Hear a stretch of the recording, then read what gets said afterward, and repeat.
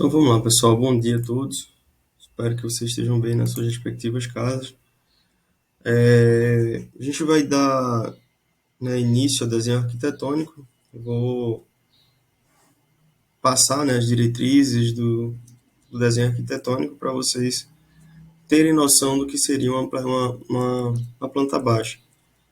Visto a defasagem, talvez dificuldade de vocês de estarem fazendo essas atividades, que essa disciplina é praticamente para ser uma parte prática, para vocês aprenderem de fato a fazer a mão. E a gente já iria dar a introdução, à questão do AutoCAD também. Acredito ser melhor a gente fazer só uma prova, só uma prova mesmo, parar com a atividade de entrega, porque o percentual de entrega foi muito baixo. Então, se fosse para avaliar as notas, eu vou ajustar as notas agora, quando terminar essa aula. Se fosse para colocar mesmo a questão de nota nos trabalhos e tudo mais, com certeza seriam muitas notas negativas, né? E acredito que por conta dessa questão remota, eu não sei o que se passa, já que eu não estou em contato direto com vocês para estar vendo de fato a realidade, acompanhando no dia a dia, não vos conheço ainda pessoalmente, fica difícil avaliar. Então o intuito sempre vai ser construir o conhecimento. Apresentar a vocês as diretrizes, de onde buscar o conhecimento, de onde, pelo menos o mínimo, para quando vocês passarem mais para adiante e, consequentemente, se tornarem profissionais, vocês saberem pelo menos aonde buscar a informação. Vamos conversar aqui hoje sobre desenho arquitetônico, tá? Deixa eu colocar aqui o...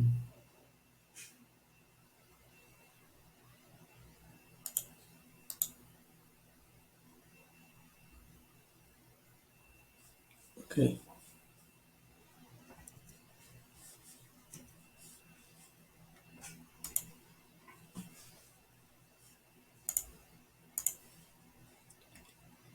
Então, desenho arquitetônico, por definição,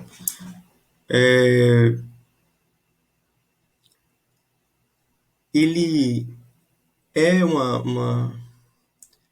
é o desenho técnico, esses desenhos que vocês tiveram como atividade, de ampliar, reduzir formatos que vocês fizeram, nas atividades passadas, que foi passada, ou os que não fizeram tiveram a oportunidade de fazer, de forma mais normatizada possível, ao passo que visa, não representar, ele visa representar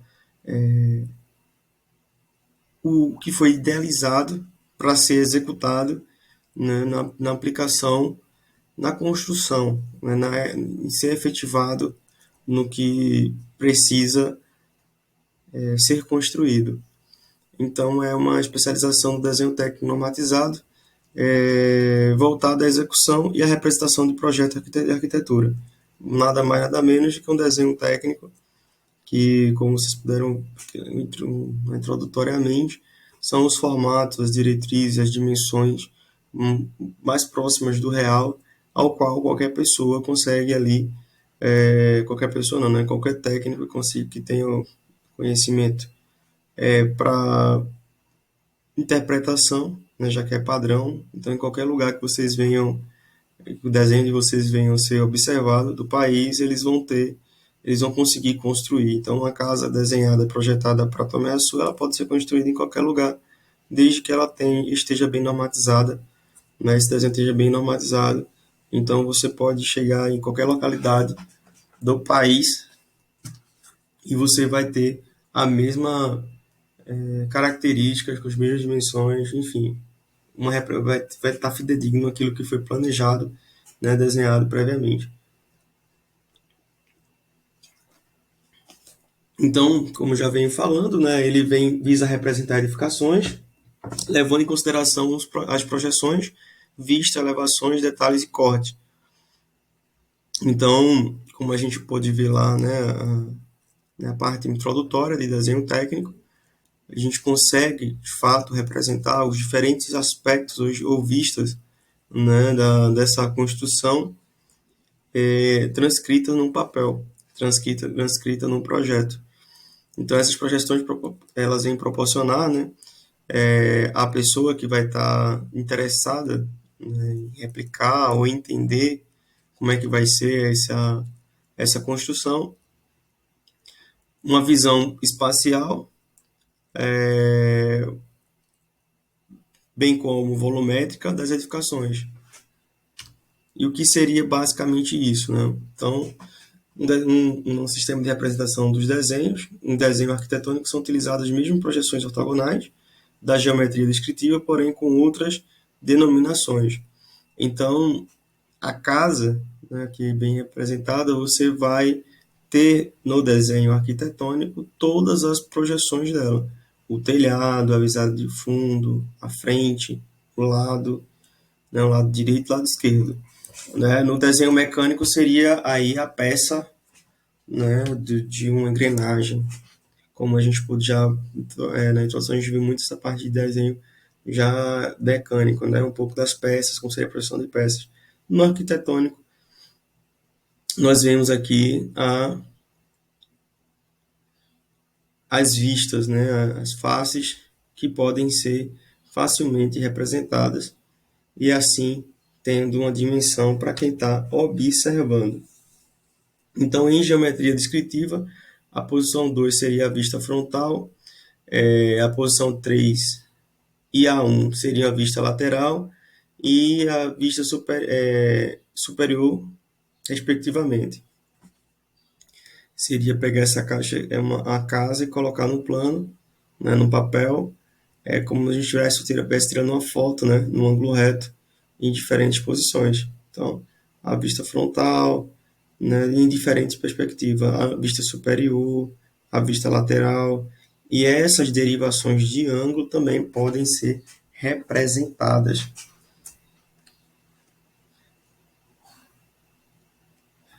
A vista 2 ela é também comumente chamada de fachada, a vista 3 elevação lateral e a vista 1 planta de cobertura. Então, na arquitetura, a fachada é a vista da frente, a vista 3 elevação lateral e planta de cobertura.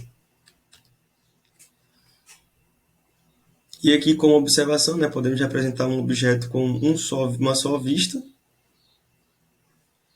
ou um número maior de detalhes, aí a gente faz, né, as diferentes representações. A norma brasileira da NBR 10.067 estabelece a conversão em que se considera o objeto a ser representado envolvido por um cubo.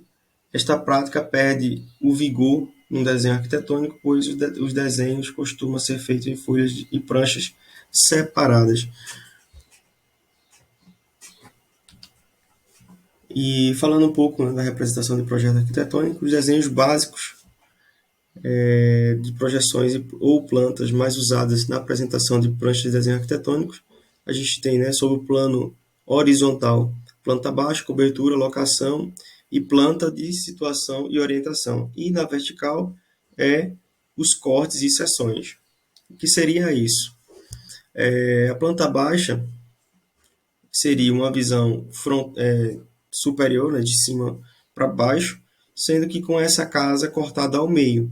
Então, o que acontece? A gente tem aí, né, a dimensão do que seria a casa por dentro. Obviamente que acima de, como a gente pode falar, como está aqui descrito, né, para se obter esta planta precisa-se um plano horizontal imaginário numa construção de 1,5 m de altura acima do piso. Retirar a parte de cima do plano, a vista restante a planta baixa. Por que 1,5 m?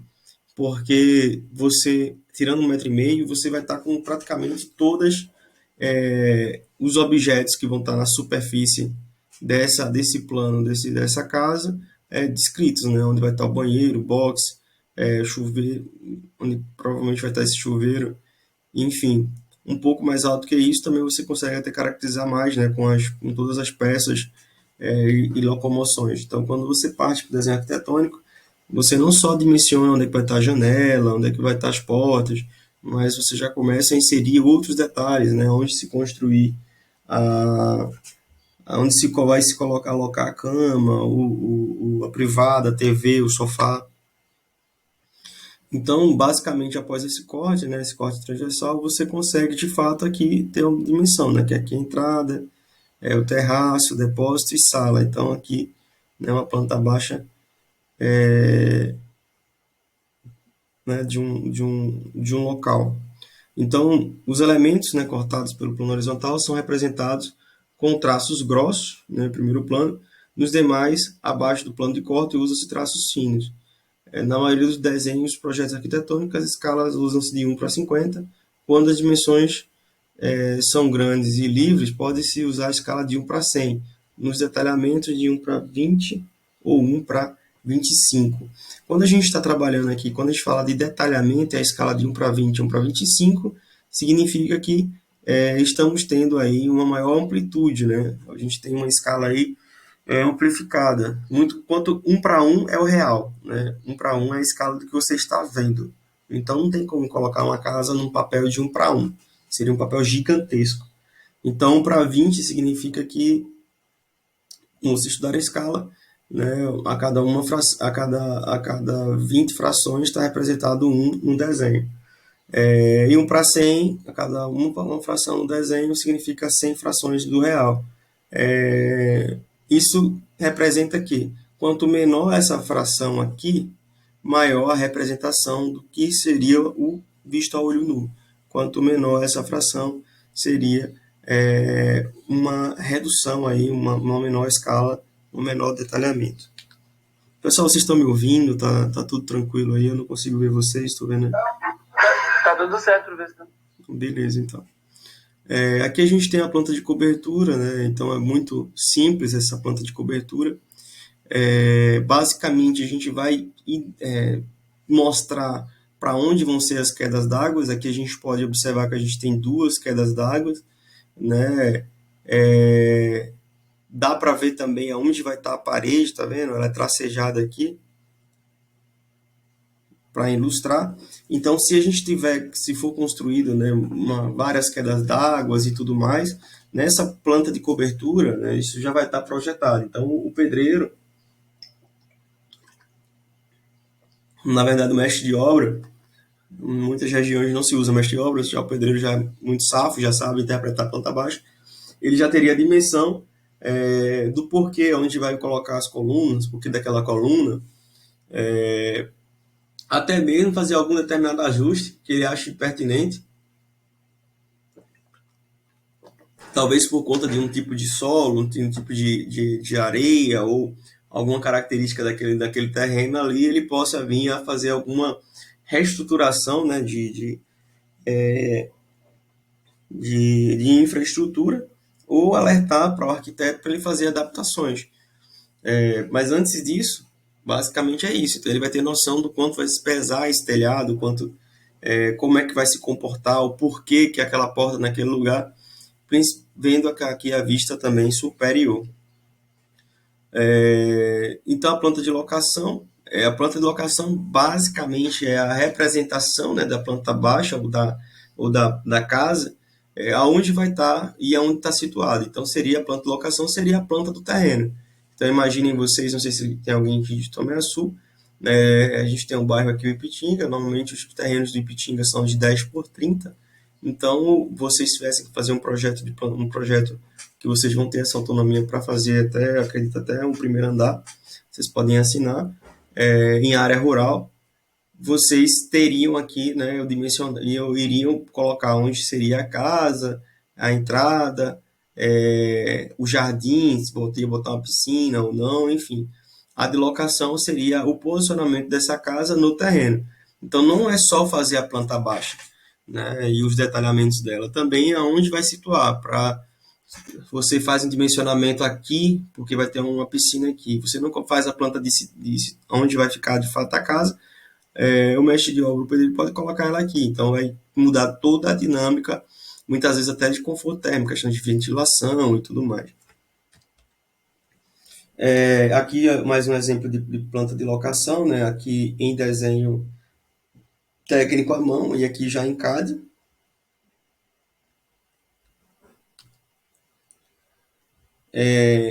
Planta de situação, né? Seria de fato a descrição de onde ela está nesse lote. Então, não sei se todos conhecem aí o residencial Ipitinga.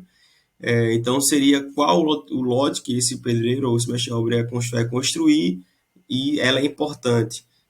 Há-se já alguns memes na internet, até que virar meme, mas é fatalidade, de chegar e dizer assim, não, eu quero que você reboque a minha casa, tal. O cara vai rebocar e a casa não é aquela casa, era uma outra casa, era a casa vizinha. A mesma coisa pode acontecer de construção de terreno. Então, quando se faz o projeto arquitetônico também se coloca, né, onde vai se situar, enfim, para evitar possíveis erros, né? Até quando vai se fazer esse trabalho e a pessoa que se você está projetando essa casa, né, fazendo esse projeto arquitetônico, você não vai estar supervisionando. Então é bom você se cercar de todos os detalhes. Aqui mais um exemplo de planta de situação, né? E a questão do corte. Então, o seccionamento de peças, né, o corte, são planos verticais utilizados para mostrar partes internas da edificação, geralmente situado longitudinal ou transversal. O corte é uma peça. O porte de uma peça é utilizado em desenho técnico com o objetivo de expor partes internas, bem como indicar o tipo de material que constitui a peça. Tanto isso aqui é utilizado para desenho mecânico como para arquitetônico.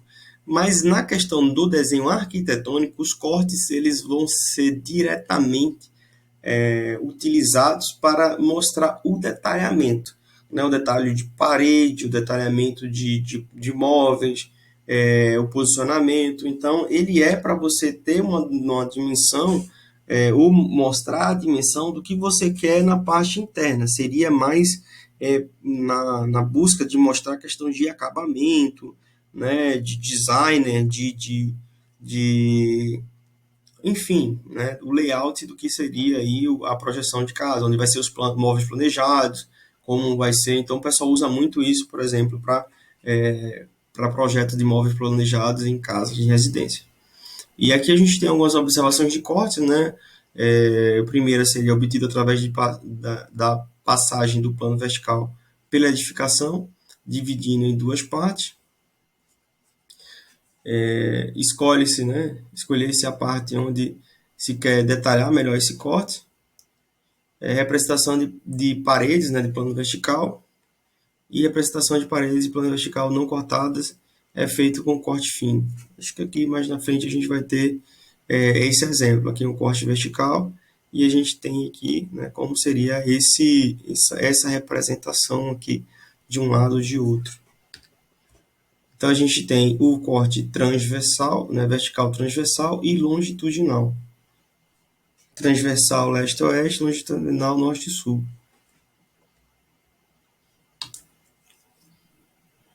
Não necessariamente leste-oeste, tá? Transversal sempre na menor largura, né, da construção, e longitudinal na maior largura da construção, porque a depender da posição que tenha construído a casa, pode ser que não seja norte-sul. Então vamos só corrigindo isso aqui. A gente tem como, né, a gente precisa fazer a indicação, né, do corte, de fato.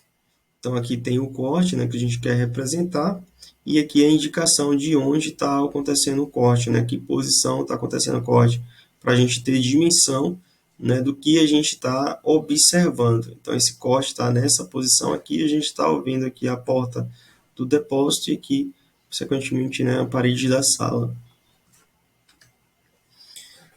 Indicação e sentido do corte, né, a linha de corte marca a posição onde será realizado o corte, a linha é efeito de linha de traço planta abaixo, o nome do corte pode ser, por exemplo, aqui, né,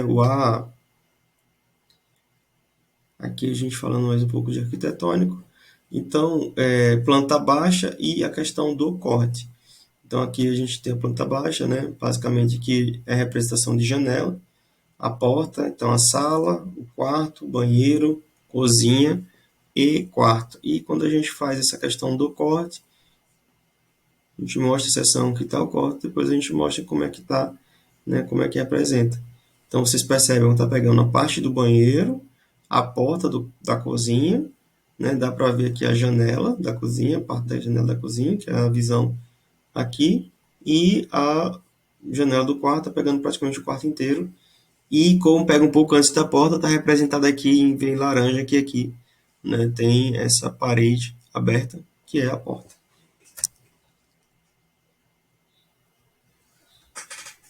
Então aqui a gente tem os termos comuns em corte vertical, né? A gente consegue identificar a cumieira, que é a parte mais elevada da cobertura, o beiral, a parte do telhado que se prolonga, né, além das paredes, edificações, se chama beiral, e o embasamento, que é a diferença entre a altura entre o terraço e o piso da construção.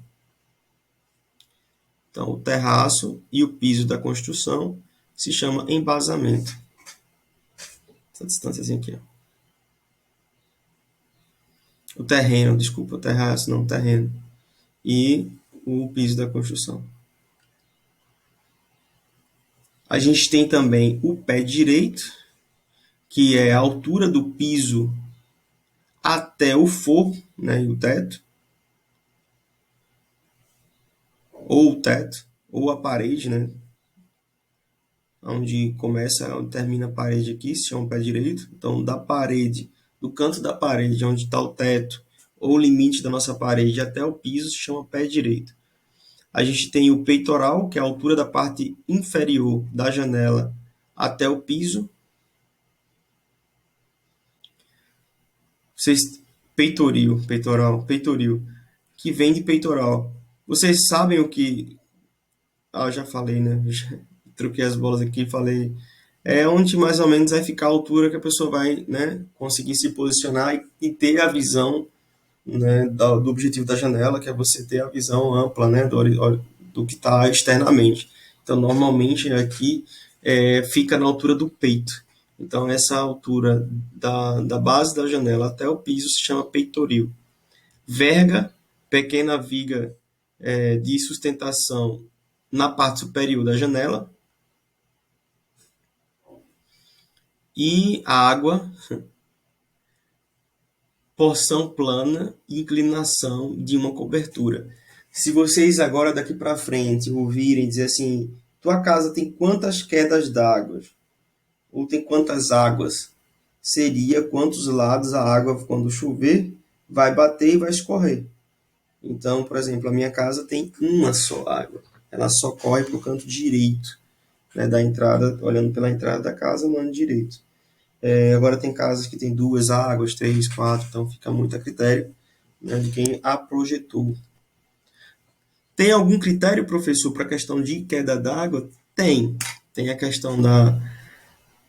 Tem vários critérios que a gente pode determinar. Mas o principal dele pode ser por questão de layout, pode ser questão do impacto de volume de água. Em regiões que chove muito, você não pode deixar uma inclinação muito grande para dividir esse volume de água que vai estar escorrendo. Fica muito a critério do projetista ou da finalidade. Agora falando um pouco, né, de elevações ou fachadas, são desenhos das projeções verticais e horizontais das arestas visíveis do volume projetado sobre o plano vertical, localizado fora do elemento arquitetônico. Nelas aparecem os vãos de janela, portas, elementos de fachadas, telhados, assim como todos os outros visíveis de fora da edificação. Então, a gente consegue aqui, né, a vista de fachada seria essa vista de fora, como vocês podem estar observando. Aqui seria a fachada principal, que seria a entrada dessa casa. Aqui a gente tem um desenho técnico, um desenho arquitetônico, provavelmente feito em CAD. Então, aqui a gente vai falar um pouco agora de terreno como elemento de construção. A gente tem os fatores de escolha do terreno, né? Localização, dimensões, forma, topografia, por isso que eu falei para vocês que vocês vão ver desenho técnico dentro de outras matérias como topografia, orientação e insolação, e essa orientação e insolação, vocês veem muito isso quando vocês vão trabalhar com construções de instalações rurais, e valor do terreno. A localização deve-se verificar se estão localizados próximos às áreas públicas, estradas, ramais, avenidas ou invasões. Tudo isso deve ser verificado para evitar problemas futuros. Fatores de escolha do terreno, né, são as dimensões e forma. Dimensões: o terreno largo apresenta vantagem sobre os estreitos, pois facilitam a distribuição dos diferentes compartimentos, né, compartimentos da casa, da construção civil que vocês vão querer fazer, como também a questão do dimensionamento para conforto térmico, principalmente em regiões muito quentes. Forma: a forma regular é a mais comum, no entanto, não é a única que conduz às boas soluções. Isso obriga as residências a terem, né, feitios irregulares ou, maioria das vezes, interessante. A questão da forma do terreno, você que vai estar ligado aqui à topografia, vai ter uma variação muito grande. Isso pode dar para a gente que está, né, fazendo o projeto, dimensionando desenho arquitetônico, um leque de opções muito grande para a construção. Por exemplo, em áreas que têm uma grande declividade, muitas vezes não é interessante você fazer um aterro, porque vai gastar muito. Então, você pode fazer uma cozinha subterrânea, uma cozinha com subterrânea, ou um compartimento embaixo, né? Você consegue cavar, fazer como se fosse o primeiro andar, sendo que a parte de terra está abaixo do nível, né, da rua, em contrapartida, obviamente, levando em consideração a questão da infiltração de água e tudo mais. Então, você consegue fazer, como posso dizer, variações para a construção civil e arquitetônica bem diversificada. Falando de topografia do terreno, né, o levantamento topográfico procede estudos iniciais do projeto. Os terrenos planos são preferidos, obviamente fica muito mais fácil de você projetar e desenhar ou pensar em uma construção civil. Permitem melhores soluções. Em terrenos acidentados, é necessário cálculos de diferença de nível para a questão de aterro, bem como também para a questão de projeções, né, de compartimentos que venham aí a otimizar esses espaços. Ainda em desenho arquitetônico, finalizando aqui, né, essa aqui é a nossa último slide. As construções rurais são orientadas sempre de leste a oeste, evitando-se dessa forma insolações. Por que de leste a oeste? Alguém sabe me dizer? Alguém pode querer chutar aí? A hora é agora.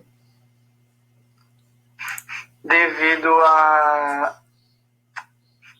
meu Deus. A insolação. Não, a insolação está escrita aí, gente, mas por que insolação? Por conta da posição a incidência solar... não sei nem como falar. A Williane chegou perto, por conta da posição do Sol. O Sol sempre, no nosso hemisfério sul, América do Sul, ele nasce do leste para o oeste. Eu não consigo imaginar no globo terrestre ele nascendo do oeste para o leste. Eu acredito que todo globo ele nasce do leste para o oeste, usando a carta de Mercator, né? A posição Então, ele, de acordo com a rotação da Terra, ele está sempre surgindo do leste para o oeste. Então, por que ele está de leste para oeste? Imagina agora uma construção civil aqui, bem aqui. Deixa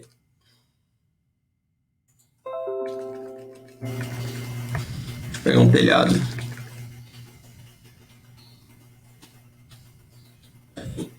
Então, de leste a oeste, ele vai passar, né, pelos dois lados vai pegar talvez um período de um lado mais da casa, mas ele vai pegar o menor comprimento da casa. Então, no menor comprimento da casa, ele vai passar aqui, né, nos dois lados da casa, em um menor impacto. Quando ele vem você coloca a construção de norte e sul, ele passa muito mais tempo em uma região incidindo, que é a questão da incidência solar, em um pedaço do que o outro. Então, se você coloca a cozinha na parte de trás da casa, a cozinha vai ser bem mais quente do que a sala, porque no final da tarde esse sol vai estar todinho na cozinha. Então, a tarde vai estar, à tarde, depois da hora do almoço ali, vai estar insuportável ficar nessa cozinha. Se você coloca o quarto aqui e a posição de norte e sul, você vai estar, a noite para dormir vai ser um caos, essa é a região mais quente da casa. Então, quando você coloca leste e oeste, você tem uma melhor distribuição dessa incidência solar, essa radiação solar, ao longo aí da sua casa.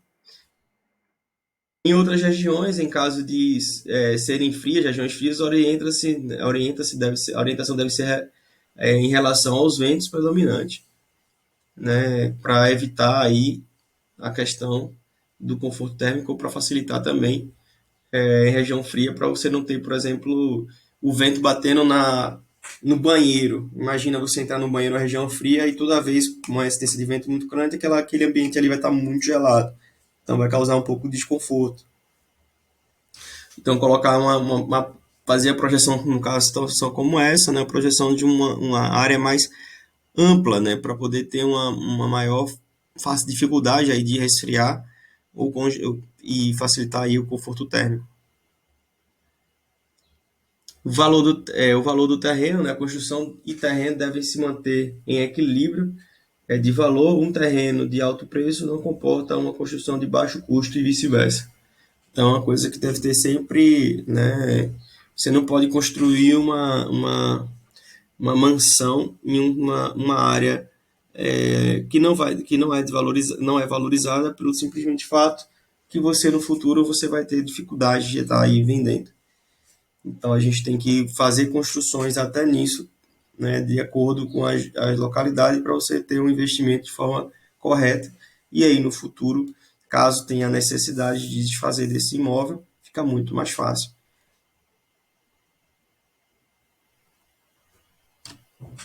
E é isso, pessoal. Até a próxima aula. Deixo essa mensagem para vocês, né? Lute, acredite, conquiste, perca, deseje, espere, alcance, invada, caia, seja tudo o que quiser ser, mas acima de tudo, seja você sempre. Espero que vocês tenham ânimo e gás para entregar essas atividades aí que vocês estão reclamando que estão tendo muitas. Isso é só uma fase da vida. Por pior ou melhor que ela seja, ela vai passar. E eu deixo aqui também a informação que, comumente, com as pessoas que eu conheci ao longo da minha vida, retratam que a graduação é a melhor fase da vida. Então, eu espero que essa pandemia passe o quanto antes, para que vocês possam estar desfrutando desse momento, dessa passagem na vida de vocês, da melhor forma possível, né? Interagindo com os colegas, desenvolvendo conhecimento junto com os professores e de forma mais agradável, concluindo essa etapa com muito êxito. Eu acredito que seja isso. Era para eu estar gravando essa aula, não sei se está ou não. Tá sim.